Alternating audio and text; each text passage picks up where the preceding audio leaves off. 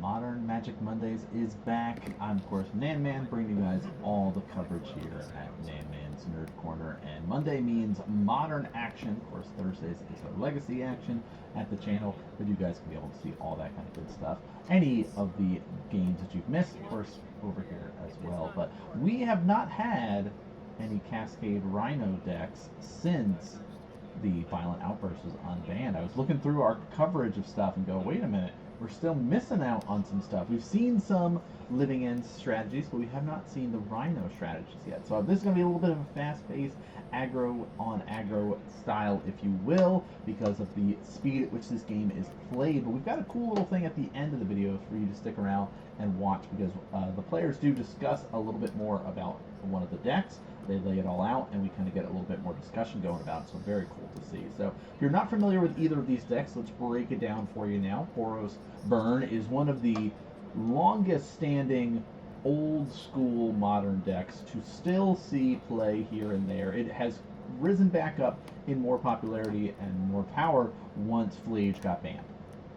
But it is something to kind of keep in mind and think about as you know, things go. It is a deck that his goal is to fling a bunch of spells at your opponent until you can, you know, get them, right? You only need a certain number of burn spells, since pretty much all of them deal 3 damage, with the exception of the few that deal 4, but, you know, that is one of those things that go along with it. So that is the idea of the burn deck. You have, of course, a couple aggro creatures in there, but otherwise it's just sort of fling those spells. On the other side, Cascade Rhinos, you're going to be utilizing that Cascade mechanic to be able to play Crashing Footfalls and summon 2/4/4 Rhinos with Trample there. Now, if you're watching this on Monday, of course, the Pro Tour is done and over with. We did get to see the meta breakdown, and big surprise that Boros Energy was the #1. Well, I'd say tied, right? Boros Energy and Izzet Affinity were the two most popular decks.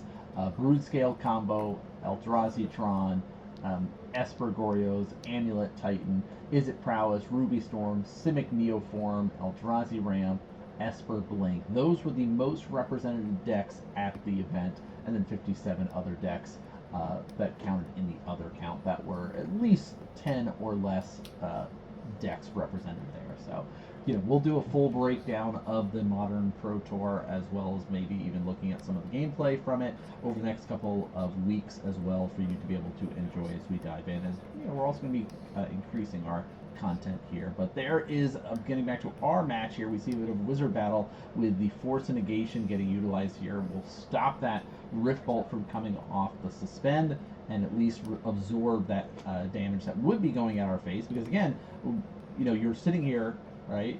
That's 4 burn spells away from death. And we're sitting at 12 life. So choosing when to pull the trigger to stop it is definitely important here, but still going to take a little bit off of that prowess from the Monastery Swift Spirit here. And now the question is, do we have the 3-drop?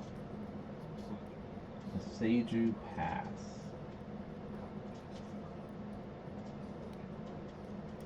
Okay.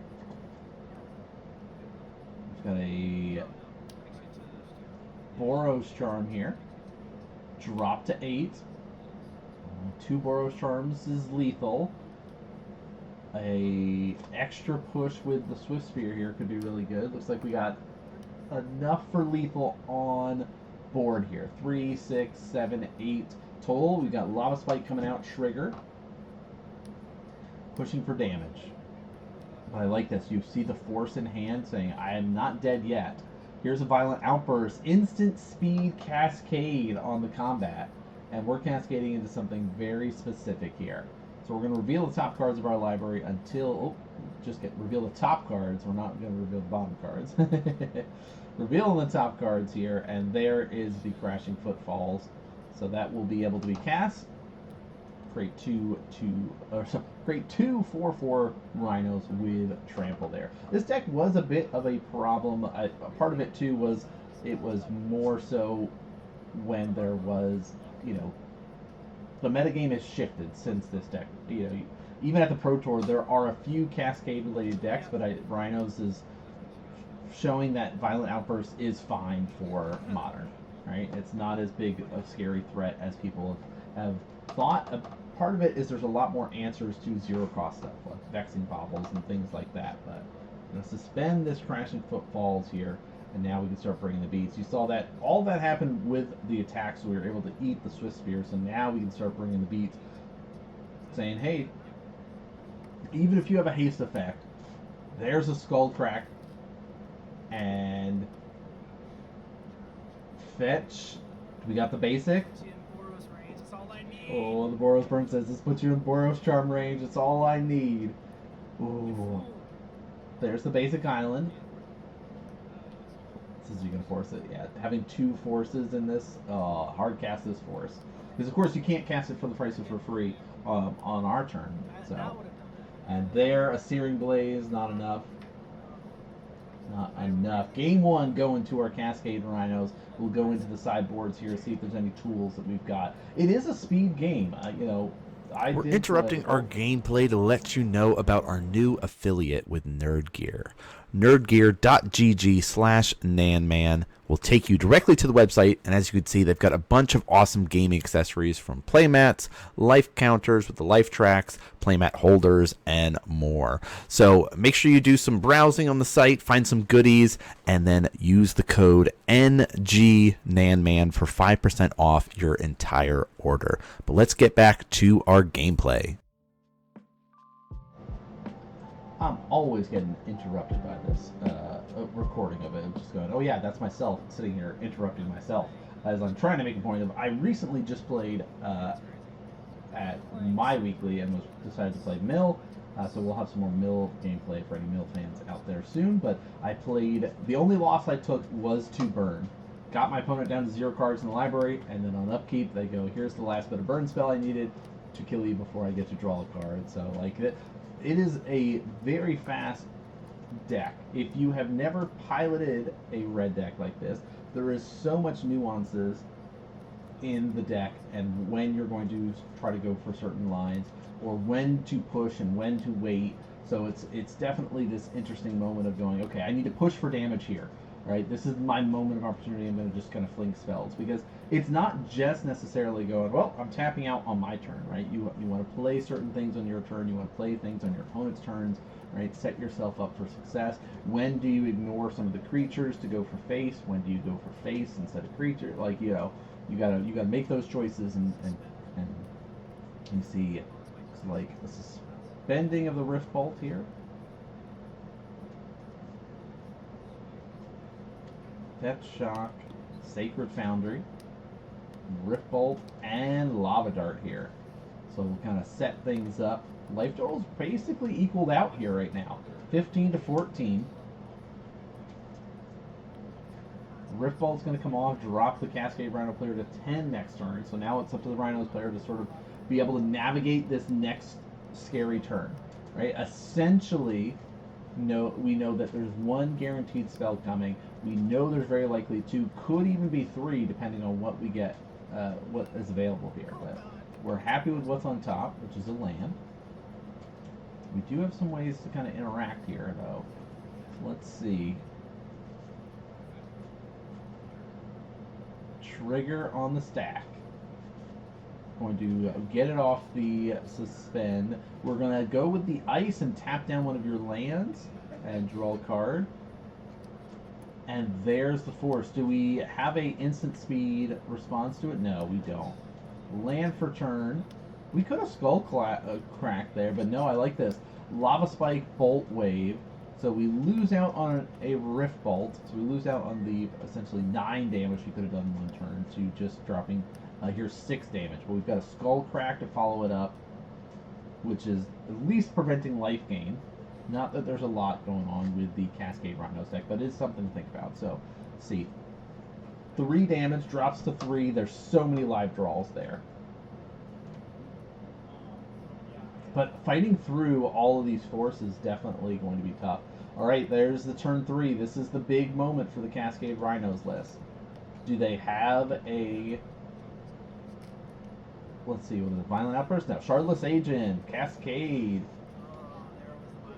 Violent right on top afterward, but yeah, you could see a bit of like what the deck is doing, even using some of the Evo creatures here. There's the Rhinos. Let's cast the Rhinos, create 2/2 create 2/4. I keep wanting to say 2/2s. No, they're 4/4s. That's the scary part. And they have trample, so they can push for a lot of damage. Alright. Surveil, I like this because we just need to find a tool to get us there.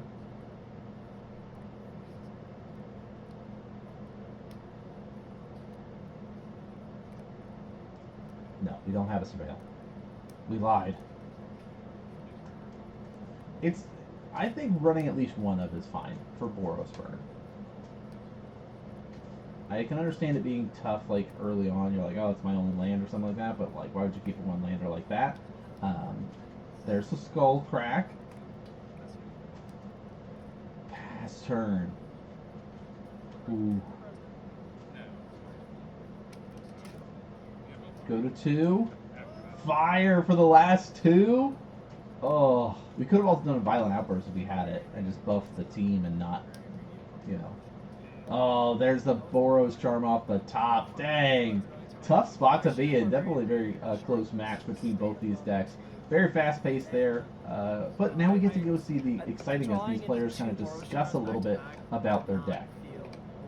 I also didn't see the running vortex at all. How many of those am I running? That's the question. I think I'm only running So 2. here's the discussion is all about that roiling vortex.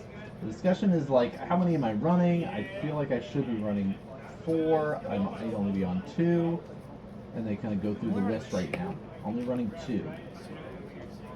And looks through this like, oh wait, here's the other 2 that I like building up this deck. So this is the big part of it. Because when an opponent casts, or any player casts a spell that has no mana that's meant to cast it, it deals 4 damage to that player. And then this just slowly just deals 1 damage to everybody. So it's just like the slow shred. This has been like the replacement for Eidolon because of all these free spells, right? You're going to cast a Solitude. Well, here's a way to kind of deal with it. You're going to do a bunch of 0-cost artifacts with your affinity list. Well, here's a way to deal with this. But now we get to see the kind of layout. So if you're wondering what the Boros list looks like, this is kind of the way to get a great glimpse of it. Now, No arid bases because I don't own arid bases. Also, it doesn't matter. no arid maces, but it doesn't matter. Oh, So. that's why your deck is weird. What? You don't have Slain. Yeah, I do. There's the discussion about the Searing Blaze being so Land important. one? Why are you not playing Fetch Lands? And it's like, why aren't you playing fetch lands? It's like, no, I do have fetch lands. Yeah, but Just I have fetch not lands. Arid, Mason. So fuck? the other I just one. don't have Arid Well, that's the Masons. thing, right? When they reprint certain fetch lands, or No, they're Searing, more you have readily to run available, Searing or Blaze. cheaper, and you're like, yeah, it doesn't matter. I'm playing burn. I just need a red fetch. But now we get to see the breakdown, right? Here's the I Rift might build Bolts. this Here's the myself, Skull Cracks. I keep wanting to say Skull Clamp. We know that's not it. Spend like a Bolt $300 Waves, on Rift it. Bolts, Skewer the Critics, Goblin Guides. I think the fancy Boros charm's like $80. No, they're talking about the fancy Boros It's the one charm with the there. Cupid. This one, if I looked, it's not. It's $25 for that one, which is still crazy for a Boros charm that's normally like a $4 card. Maybe that. So Skewer the Critics is what needs to be cut. So you have 2. Skewer is unfortunate. Yeah, so Skull Crack should be 4, Searing Blaze should be 4, and Dude, Rolling Roiling Vortex Vortex should be 4. And that's basically stockless. That's the thing with the Boros Burn doesn't really have the flex It slots also beats anymore. out any It's just sort of Cascade like, deck. here you go. This is how you set it up. If you're looking to play this deck, it's a very cheap deck to be able to I don't play. have another You Skull should Crack. be getting fetches though for it, and that can be your slow upgrade for it because of the Searing Blaze. But hope you guys enjoyed this one. I loved being able to include that little discussion that the players had there about like, here's how to improve the deck, here's things that you're missing, stuff like that. We'd love to be able to showcase players' thoughts in the matches there. But that's going to do it for us here today. Thanks so much for tuning and watching, y'all. Make sure you tune in Thursday for some Legacy and Monday for more Modern. That's going to do it for us.